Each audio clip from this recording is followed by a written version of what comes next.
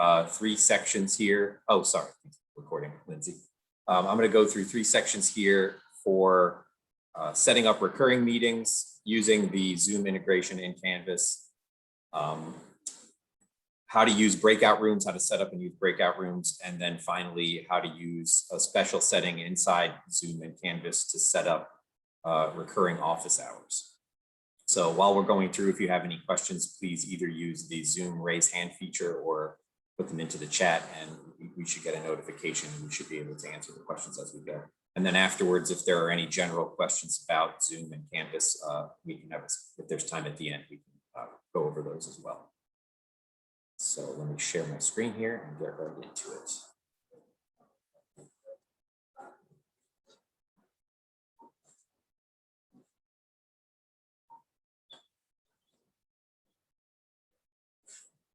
Okay. Stop it. Okay, so this is our regular AU Canvas session. I've created a demo course here so I can show you how some things work. Just like a normal course, you would see it on your dashboard. I happen to have published this one so you can see what it looks like when a student logs in. I have a student log in on another browser, a demo student, that I can show you what it looks like from the student section too. So let me click into my course here. Now, all of these Zoom options inside Canvas that are built into it using the LTI connection tool are located under this Zoom link on the menu. Now, this will be roughly towards the bottom on pretty much all courses by default when the course is created. However, if you don't see it or if you want to move it up, simply go into the settings of the course, click on this navigation tab in the middle, and you'll see Zoom down on one of these disabled items. You can just drag it up, or in the case of this one, I'm just going to drag it up a little higher in the menu. And then when I save it, you'll see it moves up higher in the course menu. And now that's how it will show for all students as well as yourself while you're working on the course.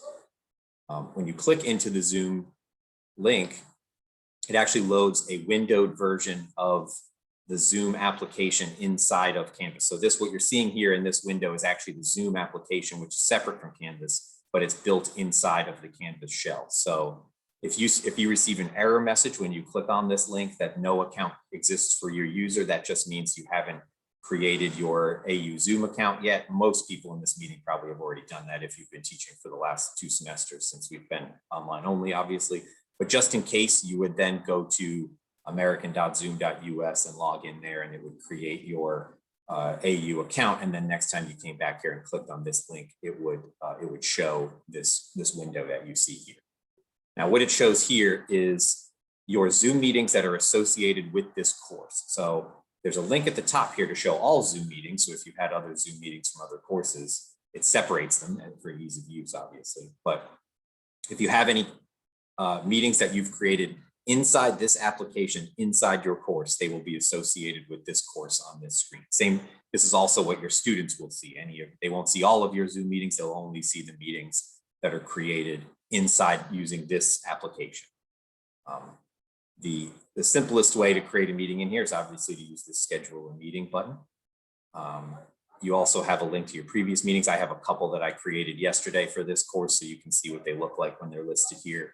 Obviously, seeing as the meeting already happened yesterday, all I can do is delete. I can also view the report, which shows me the attendance and the duration and all of the Zoom metrics that you can get.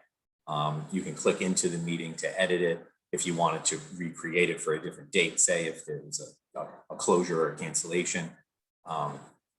You also have your personal meeting room screen. This I don't recommend using inside of course meetings, and I'll go into that later when we talk about the recurring office hours meeting.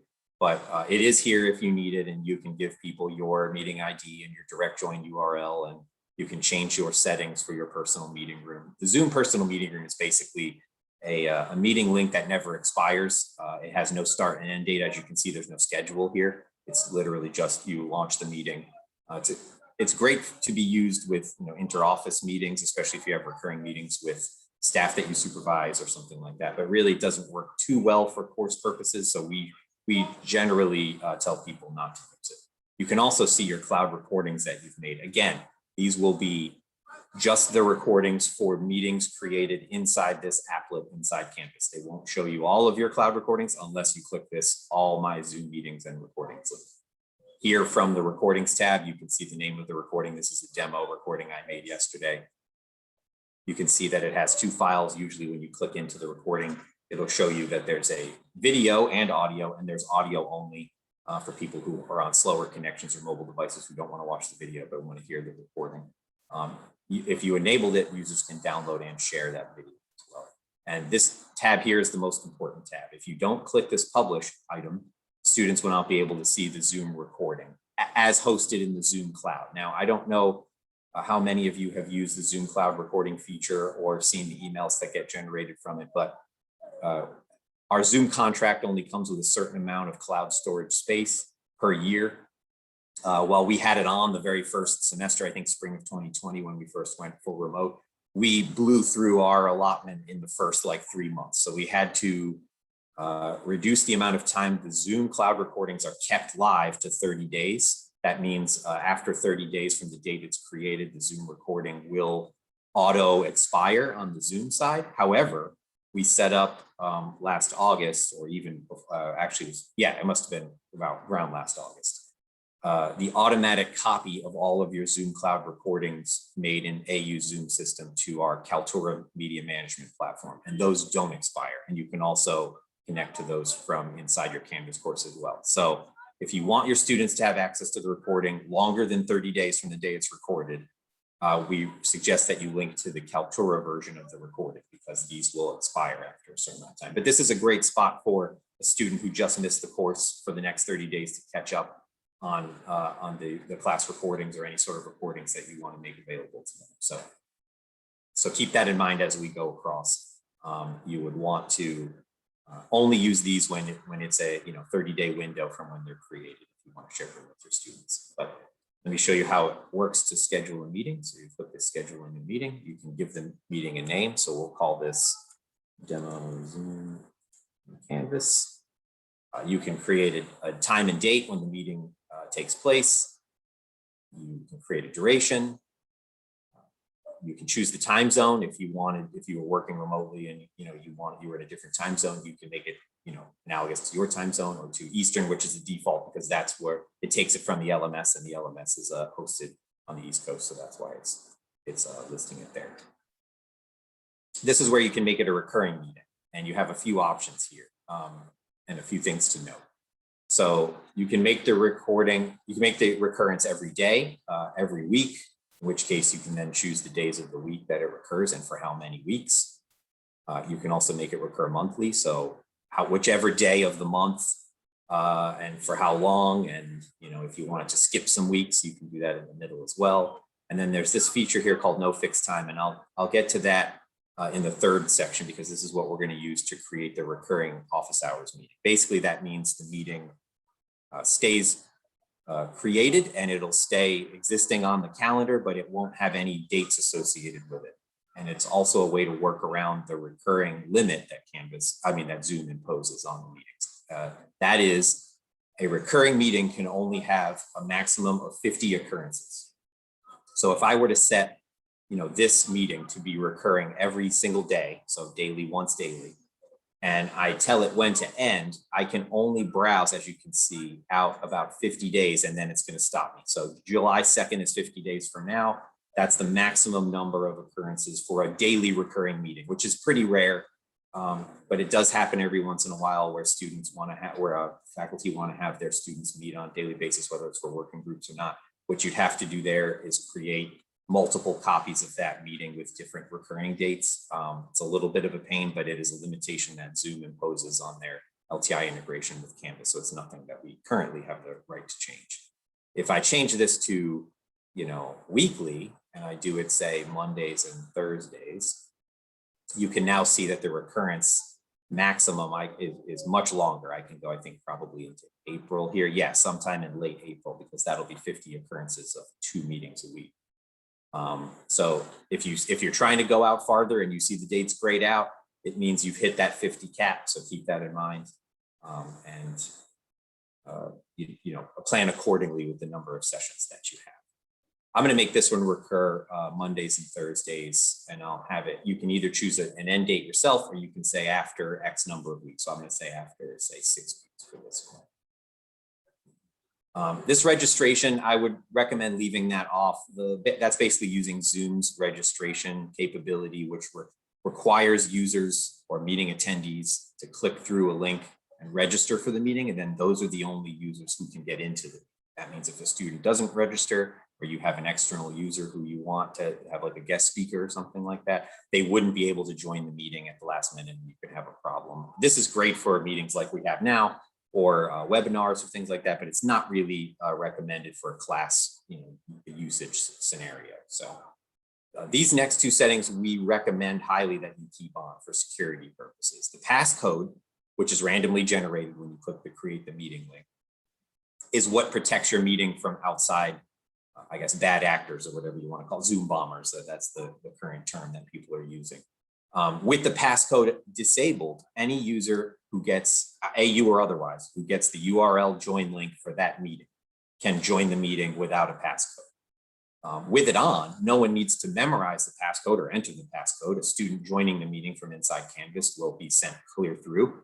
Any user with the join URL that is created in the email that is sent specifically to the owner or the co-host of the meeting, say, the passcode password is encoded in the URL. So when they click through, they won't ever be asked to enter the passcode. It's really there specifically to stop people who are not part of AU, or people at AU, say, that want to do something nefarious and want to join random meetings, from just popping into a meeting that they're not invited to. Similar to the waiting room, it's a feature that AU and OIT have strongly recommended all meetings include. The waiting room, the way that works, similar to the passcode, a student that logs in with their AU user and password to their Zoom client will go clear through the waiting room. So your TA, if your TA logs in correctly to Zoom, your students who log in correctly to Zoom will breeze through the waiting room and enter the meeting correctly. It's really only there to admit users who are, not using the login. They're using their personal Zoom username and password. They are external users who are joining the meeting. They are AU users who haven't created their AU Zoom account yet or are joining as guests. There's a multitude of ways users can connect to a meeting in Zoom, and this sort of puts one extra step. Whereas the host of the meeting, you need to go into the waiting room and specifically choose who comes in. You can admit all users in the waiting room. You can admit individual users in the waiting room. If you see a username that looks suspicious or something that you don't recognize, you can choose not to, admit them into the waiting room. But it's a good, stopgap sort of feature to have as the last barrier to enter the meeting, to keep people who are not supposed to be there.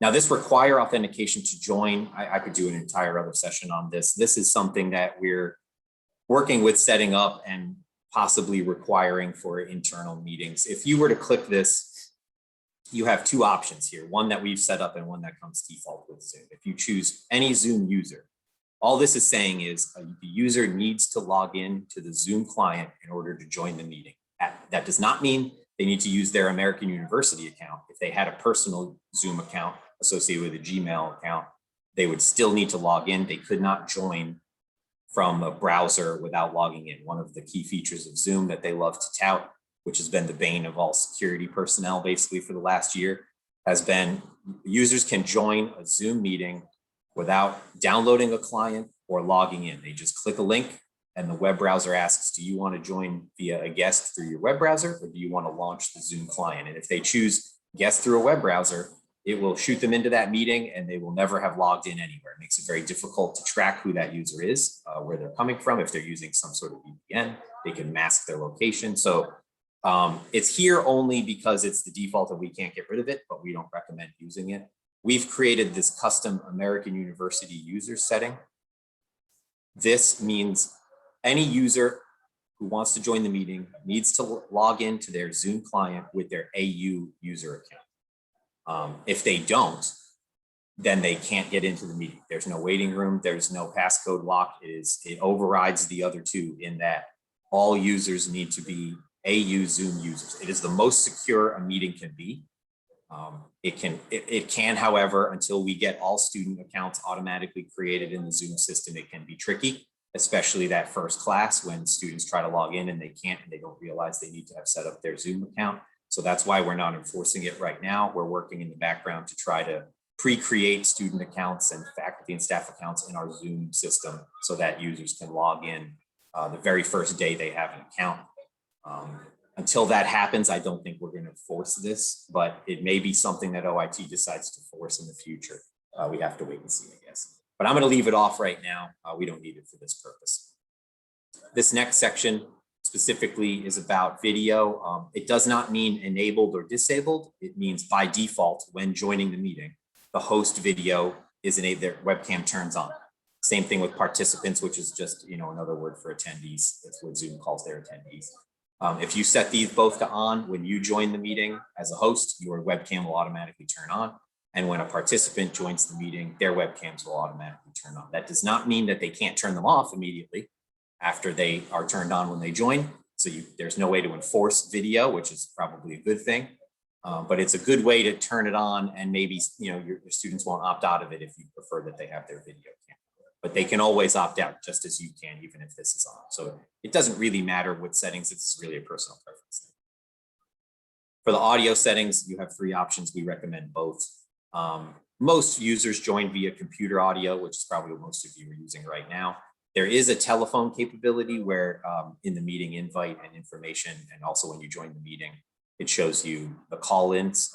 With our contract with Zoom, we get a certain number of telephone call-in systems from all across the world that people can call in. It's particularly helpful with students in some Asian countries that have very strict firewalls at their country level.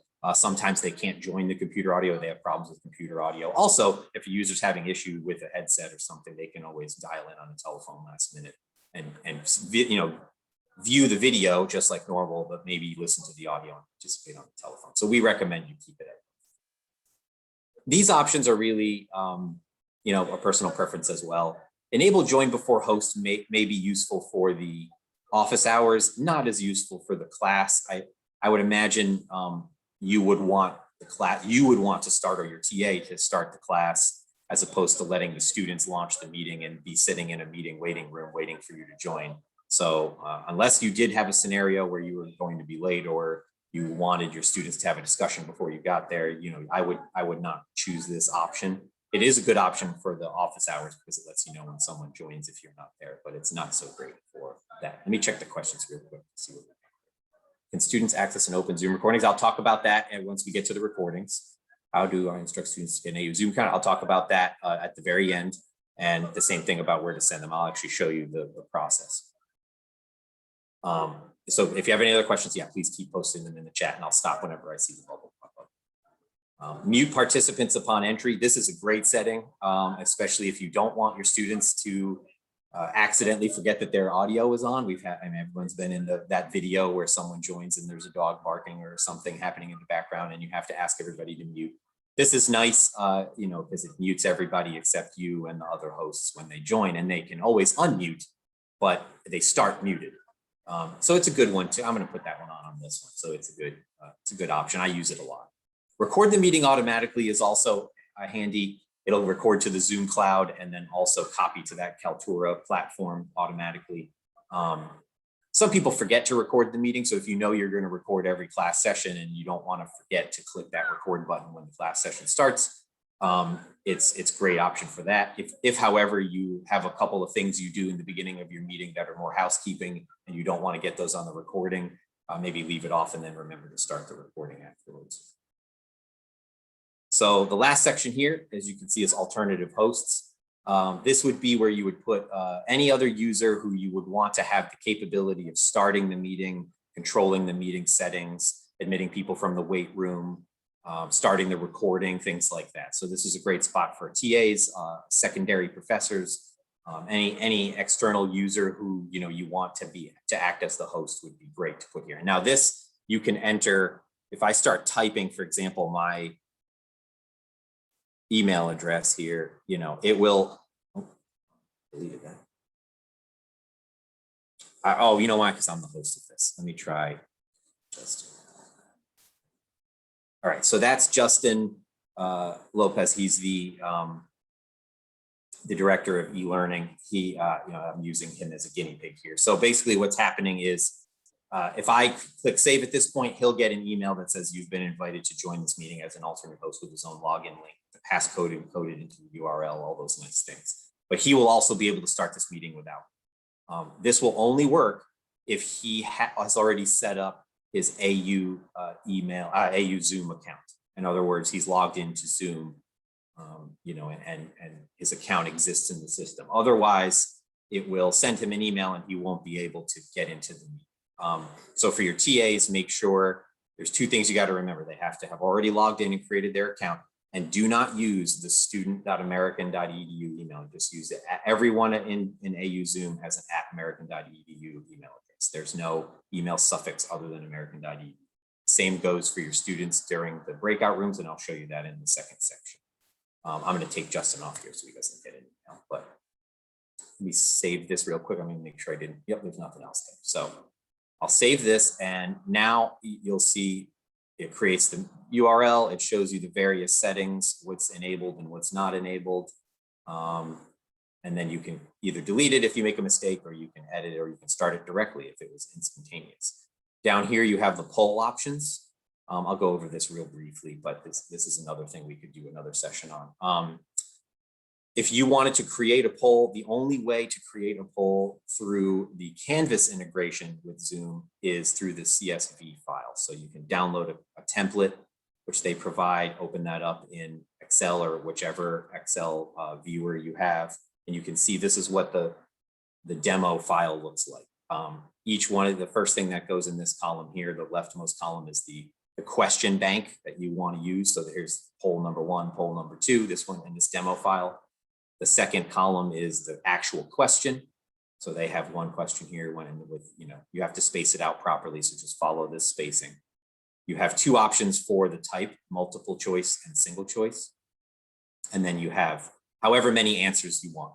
And you just list them in a row. But as you can see how it's sort of, stratified here, where, the polling bank is first, then slightly indented is the question. The question has a type, and then one line lower and indented even further into column D are the answers. You would save this. You would then upload it to this with an import CSV. You would browse to your computer and upload it, and then it would tell you that you now have a poll that you can launch when the meeting starts. Let me check the chat just in case this is start this meeting from sitting. Oh yeah, you don't need to start it right away. You save the setting. The settings are saved when you click that. When I clicked save the meeting, it just gives you the option to start it right away in case you were creating a spur of the moment meeting that you didn't want to click back to. Yeah, so that's the answer to that question there. It's pretty, I'm not 100% sure how many times people are going to use this, but it's there in case you need it. If I go back to course meetings now you see all of my recurring meetings that I made and the dates, and they have the same meeting ID because it's one recurring meeting. I can delete individual. So say that we were not meeting on the 20th, I can delete just this occurrence or all the occurrences. I'll just delete that one. Now there's one less week. I can start the meeting that's happening, the soonest. You can't really start meetings that are weeks out for obvious reasons. But for this one, I guess they allow me to start it even though it's 2 days in the future. And then it's paginated if it goes farther, but I think I only did 7 and I just deleted 1, which is why you only see the meetings there. But if there were more pages, you can use the pagination here to scroll between them all. Let me check the questions real quick. Where is save the meeting? Well, let me go back into the schedule. After you set up all the settings, this save here is the one that saves that session or recurring session or its individual meeting or really whatever setting you want to change. That's what then showed that second screen, which looked like this. And it had the start meeting, edit meeting. That's actually how you would go back in and edit the meetings. You would click on the meeting you want to edit, and you would click edit meeting. And now you can edit the settings if you wanted to, remove some settings, add an alternative host for just one session, change the time for just one session. You can, when you hit save, it'll say, do you want to change for just one session or all sessions in the recurring meeting block? So that's pretty much it for scheduling a meeting. It's fairly simple to do through this integrated Zoom applet here. The key piece again is that these are now linked to this course. So the students who log into this course will see it.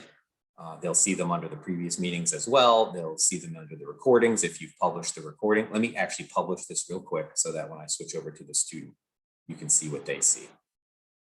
And that's just, again, all under this Zoom setting inside Canvas is this little applet.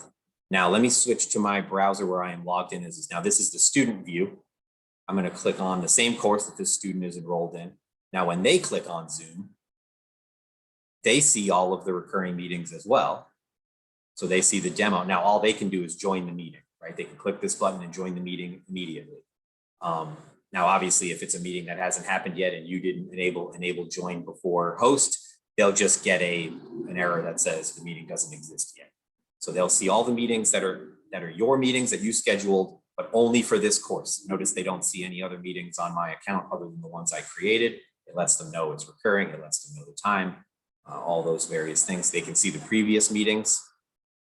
If there is a recording, they can view them that way, or they can click cloud recordings and see the recording. So this is the recording I made as a demo. When they click on it, they see the same thing you do, the two audio and video combined and just the audio only. I have not enabled download of this, so they can't download it. They can just view it inside the window here. But again, this will expire in 30 days, so always keep that in mind. Now, if we, as we reopen the campus in the fall, we may be able to extend that from 30 days to say 60 days if we can stay under our 8 terabyte cloud storage limit. But that's going to have to be something that the Zoom admins decide to extend if we can, if we don't get too close to our already pretty costly cloud storage that we're purchasing from Zoom. So, but it's also why we have Kaltura, because it's unlimited storage and it never expires, or we don't pay for storage, I should say. There is a limit, but we are not anywhere near it. We don't pay extra for storage for Kaltura. So this is what, like I said, this is what the student sees on their end. As you can see, they don't have any controls in the Zoom. They just have the capability to join the meetings that you've created. One other thing I wanted to show you that is a great feature of the Zoom integration, as opposed to making the meetings in Zoom and then pasting the links in Canvas. You and your student, when you create a meeting and you click on your Canvas calendar, as long as there's a checkbox, this is my course name using Zoom and Canvas, and it's this gray color. I can change the color if I want to say orange, so it looks a little bit easier to see.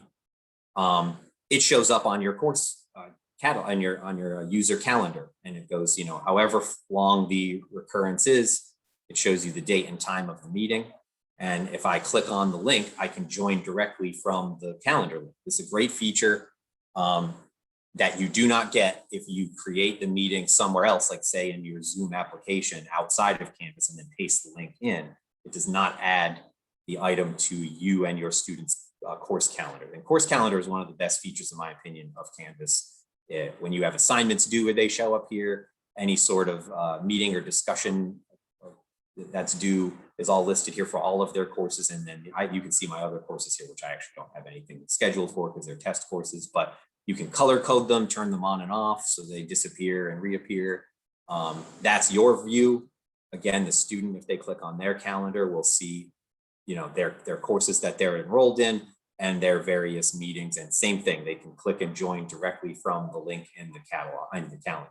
And this works on both the mobile application and the regular desktop version of Canvas. So it's a great feature that's sort of hidden that a lot of people don't know about. There's agenda view, which makes it a little easier to view for some people who don't like the grid, and there's a weekly view as well. So if you had a lot of stuff to do, you maybe want to get, drill down a little bit. Let me check this question real quick. Oh, okay. I'm glad I answered that one. So let me switch back to course calendar. So that is how you create a recurring meeting in the Zoom integration in Canvas. If there are any more questions for that, please put them in the chat. If not, I'm going to move on real briefly to the breakout rooms, which are very similar as far as the creation of the meeting. However, how to set up the breakout room is slightly different. So here's the biggest caveat we have other than that 50-day limit for recurring things. Currently, Zoom's integration to Canvas does not allow you to create breakout rooms from inside the Canvas Zoom integration. It is their #1 most requested feature on the developer forums. It is something that Zoom has said they've been working on for a year now, so we hope that they release it soon. They're the ones that control and build the LTI integration between Canvas and Zoom. So they're the ones, it's not a Canvas feature, it's not an AU feature, it's a 100% Zoom LTI feature that they just have not currently built out, and I'm not sure why. So if you go into any of these meetings, as you can see, and edit the meeting, I'll look back on my actual course as opposed to the calendar version. Go back to the dashboard, let me go here, go to Zoom, click on the meeting, and you can see I can edit it. The key piece that's missing is there's no breakout rooms option. We have options for passcode and waiting room and all that stuff, but you can't see breakout rooms.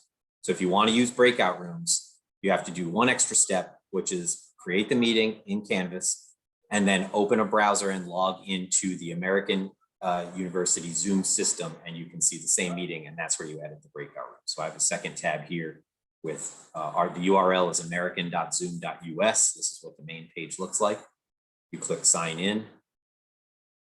It's going to see, as I'm already signed into Canvas in this other tab or any other AU system, it'll automatically shoot you through to your user account. If it doesn't, just make sure you click the sign in with SSO button, and then you're signing in with your AU account as opposed to a personal Zoom account. But again, if you're signed into Canvas in another tab in the same browser, it'll automatically push your user account through. Now you'll see the same. This is my Zoom account here, my meetings tab here. You see all of the same meetings I just created in my Canvas course are listed in my Zoom account as well, because it's the same account. Now I can edit them. And I'm going to edit, say, just this one occurrence instead of all of them. And you'll see a couple of extra settings. Now you can't disable some of the settings that you've enabled in Canvas, or else it would break the meeting. So they don't allow you to say remove the recurrence or the passcode. You can turn on and off the waiting room for individual meetings, but you can't disable the passcode once you create it in Canvas. You can't change that authentication option. Video, things like that you can change. But here's the breakout rooms. Oh, I think I might need to edit them all. Hang on one second.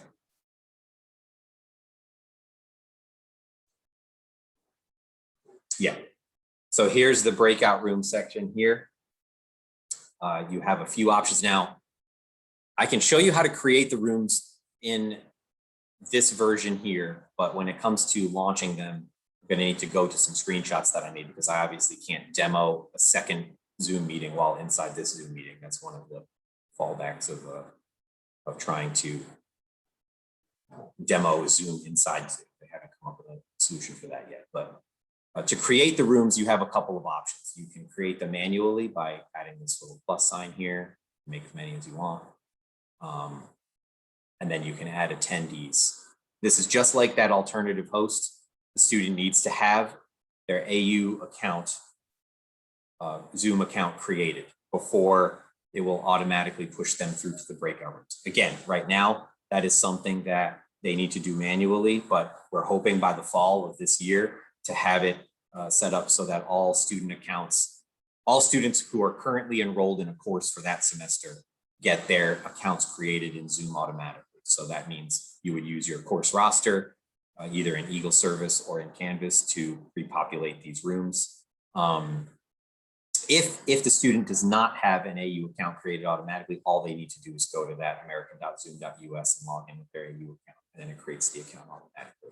It takes no time at all, but it is an extra step currently, and that is a shortcoming of sort of the Zoom system that we have currently. We're working on a custom solution. Zoom does not provide it to us, so that's why it's taking a little bit longer. But if you were to put in, let me put in my account here. You can see it's automatically finding me in the roles, right? So if I start typing just my name here, you see all of the Tonys that are in here, and then you can choose me.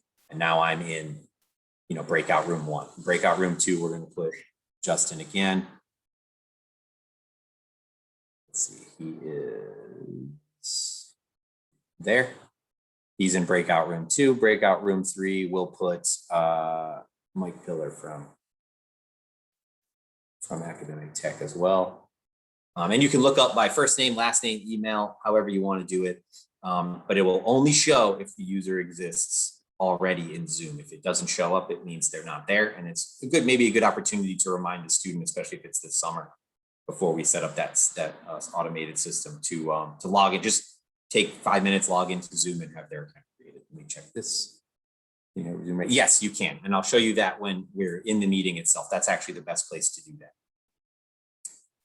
So this is only the setting that I'm showing you here is only how to pre-create the rooms with users. If I didn't put any users in here, so for example, if I were to remove these users, now you have 3 breakout rooms in this meeting, but you have no users assigned. That gives you the option to say automatically assign users of, randomly, so that each room has a similar number of users based on who's in the meeting.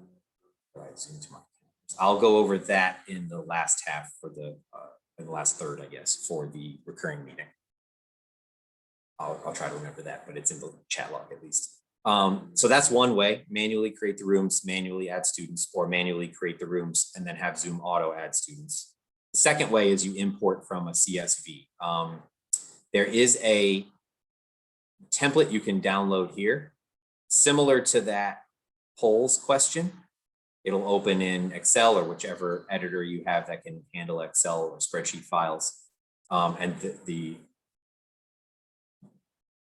you enter the student's name or the room name, and if the room doesn't exist, it'll create it. So if I hit room 4 here, it would put these users in, or create a 4th room and put those users in, and then you enter their email address. This is great if you want to export a list of users from your Canvas course or from Eagle service, and then you can copy paste them into this and assign them to rooms. You save this, you upload it to here by browsing to the file, and then it'll create the rooms here, and it'll add the students in on the right to each room based on however you set them up in that file.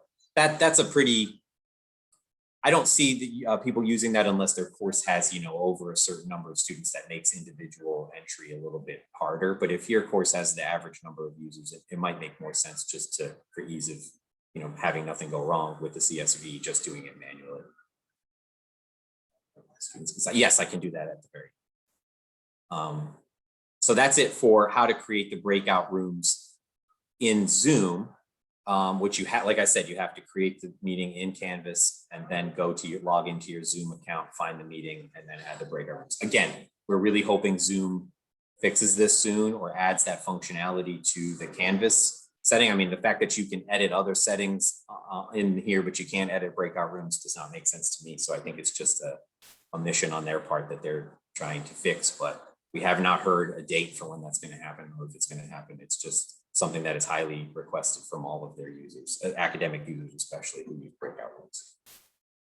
And then once you are done with your breakout room assignment, you save the meeting and it will save. However, using the breakout rooms, let me switch back to Canvas here.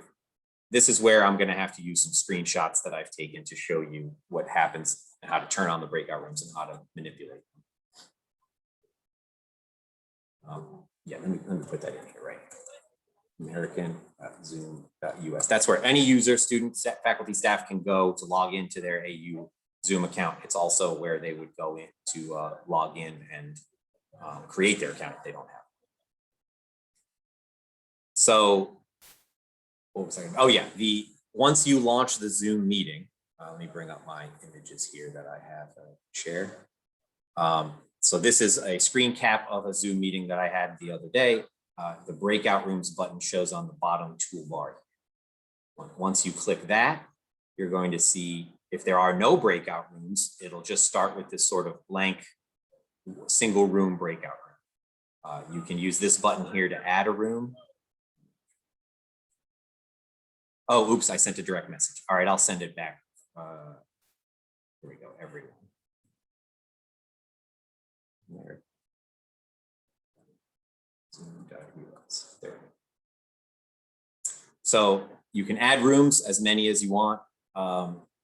You can assign users to the rooms by clicking this assign, and you choose the user who's currently in the meeting. This is, of course, while the meeting is running. This is where you have the options. So here's a breakout room that I just assigned a single user to, so you can see what it looks like. I was the only user in the meeting at the time. If you click this options button, you have a few options here that you can use. You can say allow participants to choose their room. So that's another option you have other than automatic assignment and manual assignment. A user can jump into a room themselves. I'm not sure if this would be super useful for everybody, but it's nice that it's there and it's that little options button at the bottom left. Allow participants to return to the main session anytime is exactly what it sounds like. They can leave their breakout room and come back to the main window. Or if you uncheck that, they can only come back to the main session when you shut the breakout rooms down. Automatically move all assigned participants into breakout rooms means as soon as you hit open all, if this is checked, it will immediately, no waiting, move everybody to their breakout rooms. You don't get to say move to breakout room as a second option. As soon as you open the breakout rooms, it pushes them through. This is great for when you're doing it after you've already explained what's about to happen, or else the students might get a little confused that they're in a room with just a few other students and you're not there. Breakout rooms close automatically after, and then you can set amount of time. So if you don't want to remember to come back, or you're doing other things on the side, or you're working with other students in another group, and you want a reminder, you can automatically have them shut down at however many minutes, as long as obviously this doesn't exceed the length of the meeting. You can also have a notification pop up on just your screen when that timer is up, so that you're reminded to go back. Countdown after closing breakout rooms is exactly what it sounds like. You can set that with the drop down here. When you click close breakout rooms, if this is not set, immediately students are pulled in, which means their conversation stops, anything they're working on stops. They just come back to the main room. If you give them, say, 60 seconds, it'll show them a notification that says your breakout room is about to close in 60 seconds, and you can save your work and move over, that sort of thing. Now you can see what, say, 2 breakout rooms look like when they're ready to go. And I've already clicked in this screen, I've already clicked that open all rooms. And now it turns into this. As the host, this is what you see. The breakout rooms that you can expand and see who's in them. You can click this join button to move between them. So you can jump in a breakout room, you would hit exit breakout room to go back to the main, and then you can join another one. So you can freely move between them. You can close them all with the red button, which will do exactly what it says. If you haven't set that timer countdown for the users, it immediately pulls them back. If you have, it'll pull them back after that time.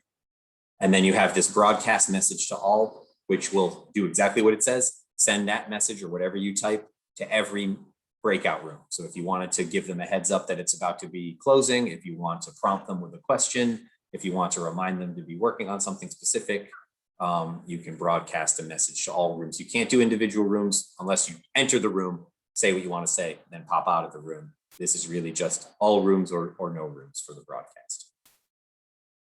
Let's see what the questions are here. Just step into leave Canvas. All right, so I don't have time to go over it again, but at the end I'm going to show a setting for or a website that has all of this information. And I'll show you exactly the best place to go for all the guides that we've created that are basically explaining all the things that I'm explaining now, but in step-by-step form with screenshots. The breakout room time, that was briefly this options button. So here's the main breakout room screen. It's this options button here is what will show this pop-up. Again, I'm sorry for the screenshots, but I can't show this to you inside of Zoom live because you won't see this, only the host would see this, and I can't demo this on my screen by screen share. So I had to sort of do this meeting separately yesterday and then take the screen caps.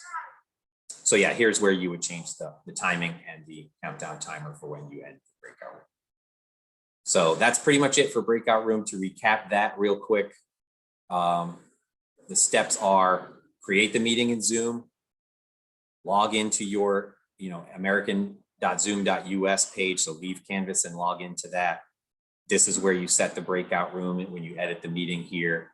And then from then on in, when you launch the meeting, you'll have the breakout room feature will show up like I showed in this original image.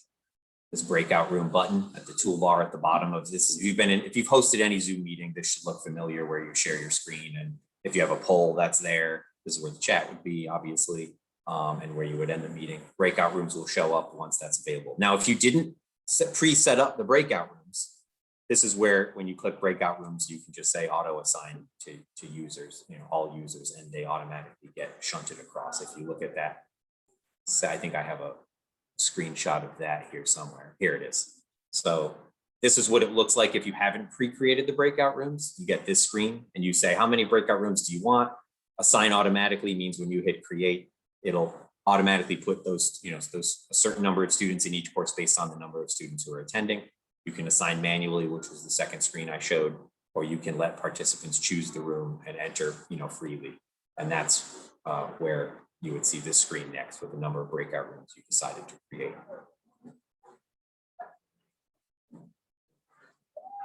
It cannot be done in advance. Yes, that is true. You cannot create the breakout rooms in advance, if that was what the question was. If it was about the creating of the user, they also have to do that manually right now. But like I said, in the fall, we're hoping to have that automated for them. Okay, so if there are any more questions about breakout rooms, please put them in the chat. Otherwise, I'll move to the last piece, which is the recurring meetings section. This is a pretty quick one.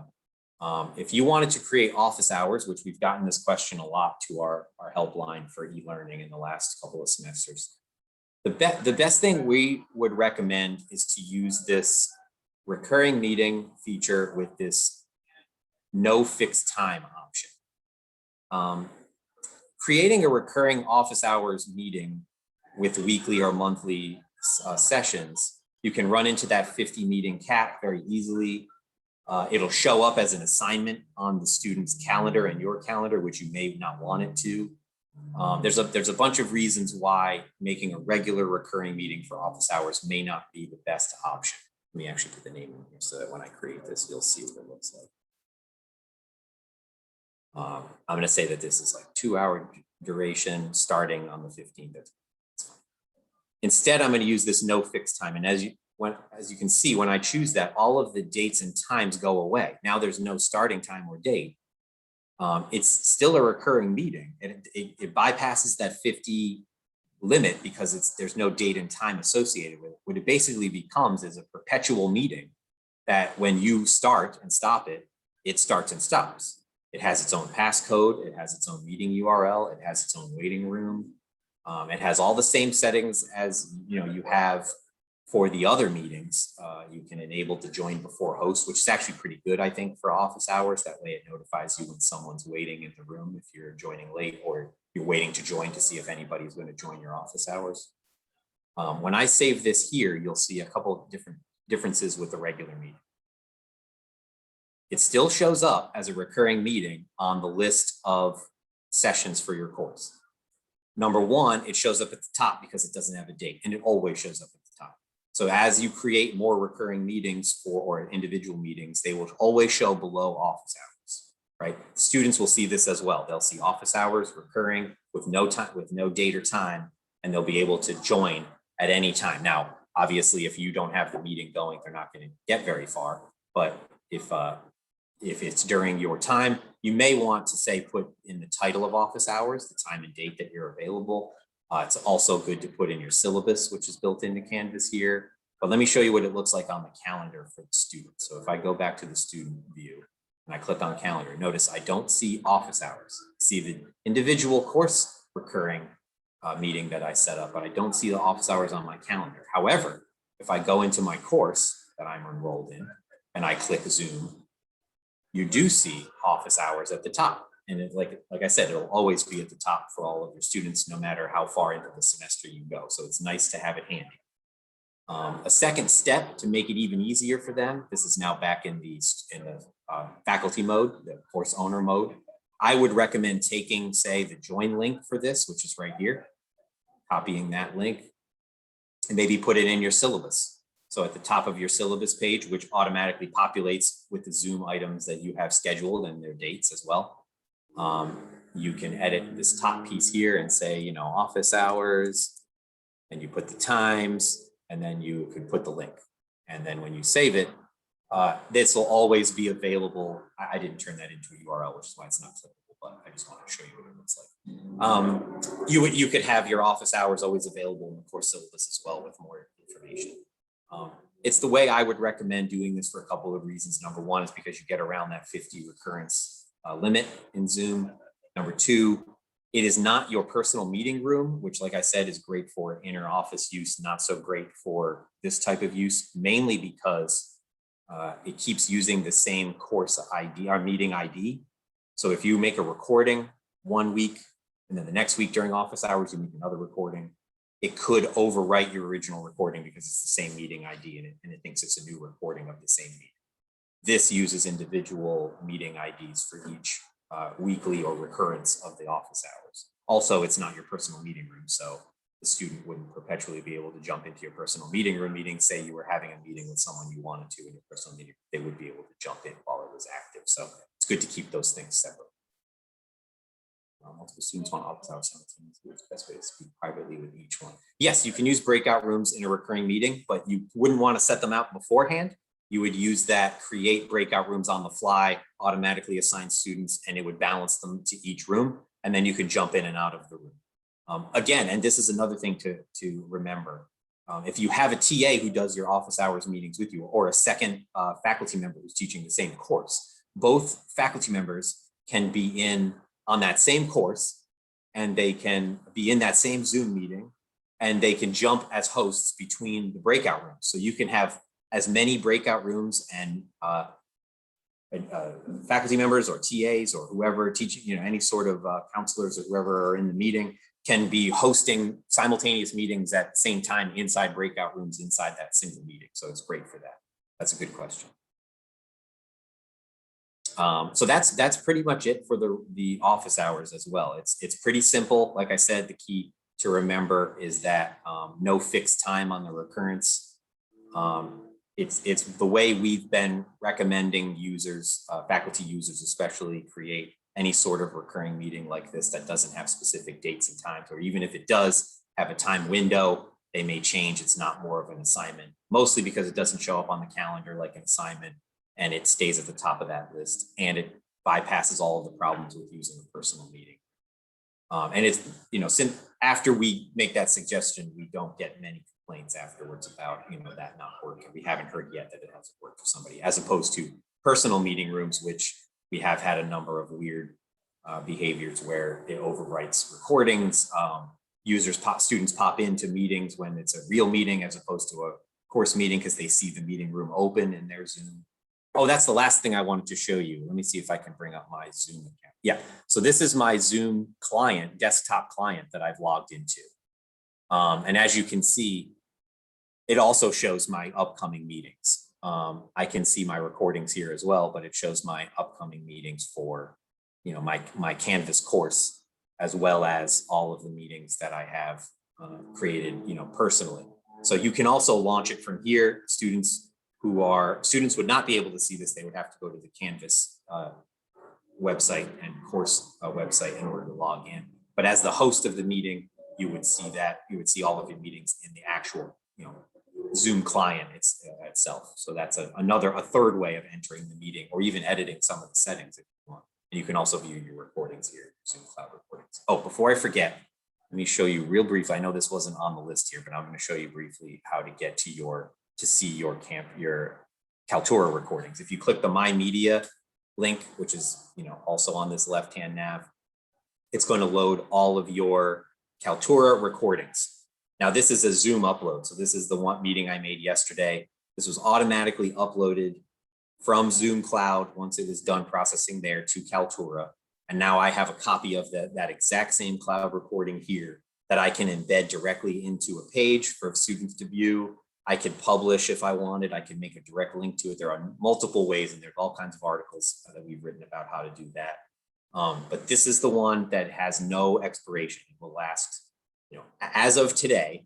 We've been using Kaltura for about 8 years now. We have not been charged for storage, and that is not how their business model works. So unless something drastically changes with the company in the future, we do not delete Kaltura videos. We have to delete Zoom videos because of our limitation for storage, but we do not delete Kaltura videos. So we highly recommend using this version. It looks exactly the same. It auto captions with closed captioning after it's uploaded. It has download capabilities. It has metrics that you can see how many times it was viewed if you wanted to. You can edit the video to remove, say, some junk in the beginning or at the end. You can add frames to it. I mean, there's all kinds of things you can do. Obviously, my test Zoom is not very popular with users here as it has 0 views, but you'd be able to see how many people viewed it. And then even down here, you see how long they viewed it. So if they drop off at a certain time, you can see, you know, how long all of your students and users have viewed the video. You cannot do that in the Zoom Cloud video implementation. They just watch it, and you don't really get any data about it. You don't get any reports. We can pull reports from the Zoom admin section, but that's something you'd have to request for us to do. Whereas with Kaltura, it's something. So I think that's it. I'm sorry that we got real close to the end, but I can take questions now if anybody has them. Again, the URL for the Canvas login is that american.zoom.us. When you log in here, you'll see your account and meetings here. This is the other page I wanted to highlight. Let me do that real quick in the chat. This is our Learning Support Services knowledge base. It's help.american.edu/LSS. When you get here, you can search for articles. So if I did something like breakout rooms, you can see all of the articles that we've created about breakout rooms and go directly to them. Or you can click this faculty icon here. And then we have a number of articles broken into categories. Here's the Zoom category. There's one for Blackboard and Canvas. And then under Zoom, you can see all of the information basically that I just gave you. How do I set up and manage breakout rooms? How do I move in and out of breakout rooms? How do the users in the breakout room share their screen and use the whiteboard, that sort of thing. Some of these are linked to the Zoom support article only because they change it so often that that's the best location for it. Some of them are a little more, you know, we've fleshed them out a little bit more in our actual, you know, our article here with information that we have. So this is the best place to come for. We're updating this constantly. So any information that you're looking for with regard to online learning, you can probably find some information here, and we're adding new articles to this every day. So that's the best place to go. Again, that was help.american.edu/LSS. Put that in the chat, I think, right? Yeah, I did. So that's it, unless there are other questions.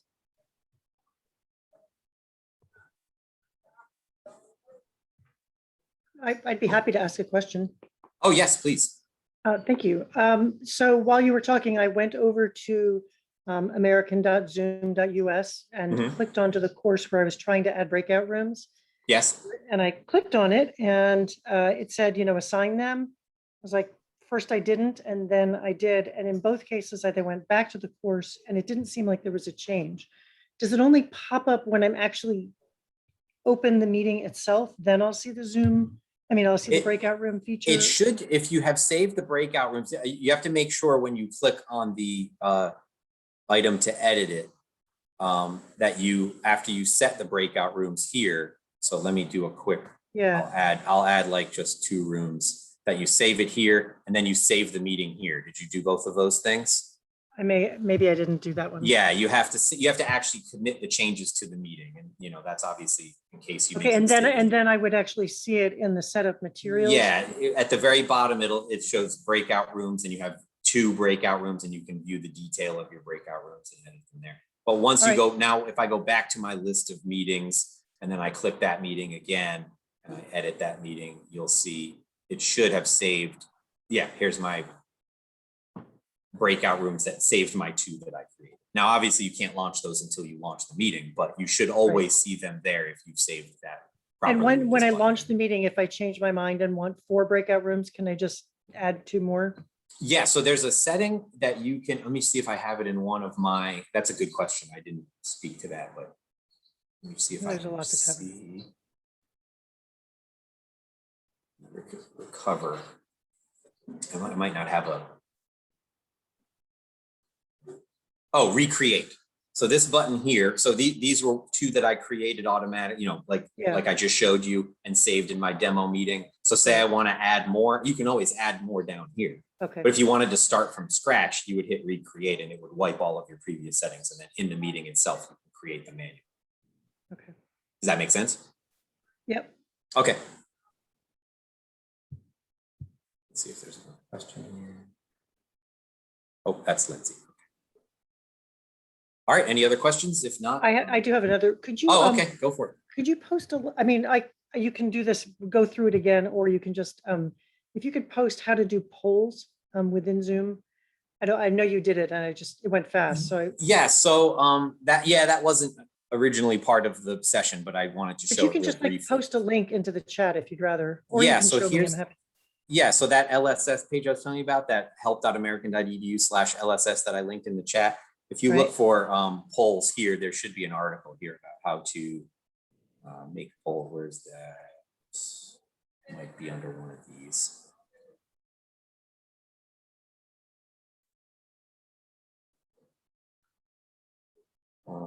You know what? Let me find that individual. Oh, there's breakout room information, but I don't see a full article. Maybe that one hasn't been published yet. I'll is this Marianne? Yeah.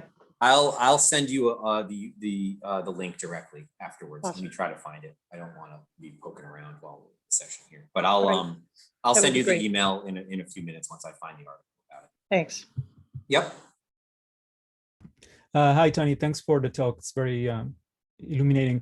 Quick question about the integration of Zoom within Respondus. Is that something that we're going to support? Zoom inside Respondus. So you mean using I'm Zoom, not sure how that would work. Well, apparently you can connect your Zoom account into Respondus so that you can do live proctoring of an exam. Oh, okay, through the proctoring. We haven't looked into it yet, to my knowledge, because Respondus has its own proctoring capabilities and webcam capabilities. But yeah, we can check it out.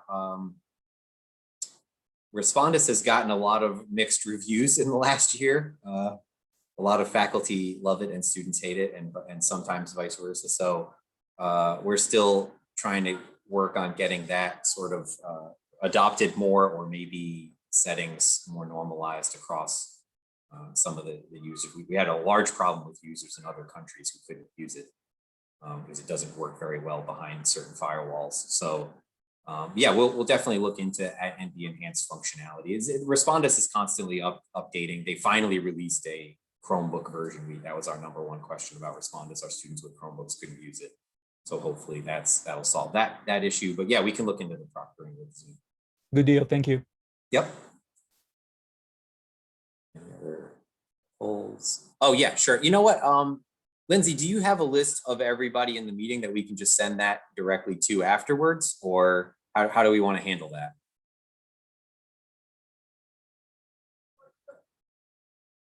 I don't know if she's there anymore.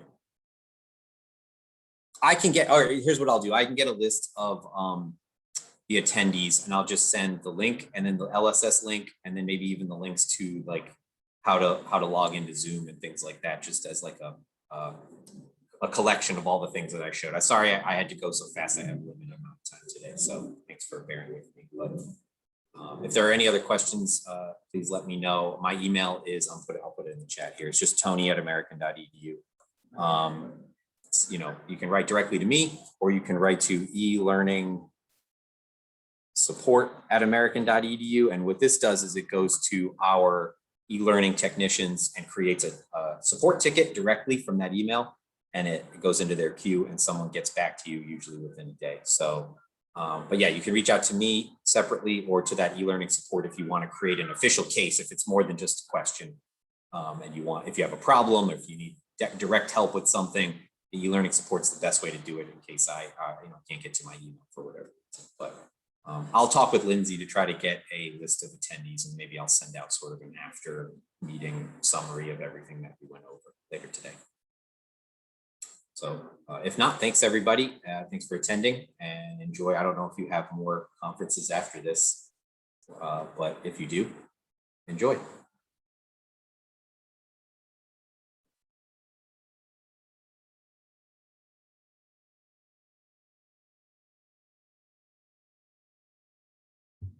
Hey, Tony, are you still there? Yep, I'm here. What's up? Sorry. It's just like I'm trying to, the breakout rooms are so important, and I can't